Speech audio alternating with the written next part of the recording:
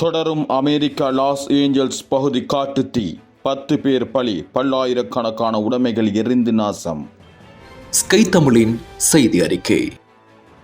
அமெரிக்க Los Angeles பகுதியின் காட்டுத்தீ தொடர்கிறது, 10 பேர் பலி.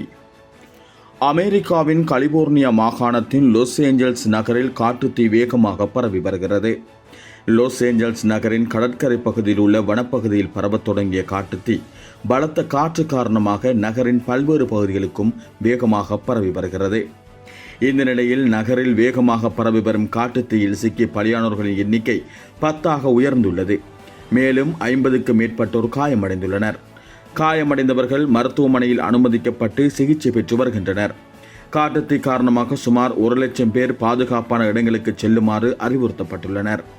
மேலும் இந்த காட்டுத்தீயினால் குறைந்தது 10,000க்கும் அதிகமான வீடுகள், கட்டிடங்கள் எரிந்துள்ளதோடு சுமார் 10,000 ஹெக்டேர் நிலப்பரப்பும் முற்றிலும் நாசமாகியுள்ளதாக அதிகாரிகள் தெரிவித்துள்ளனர்.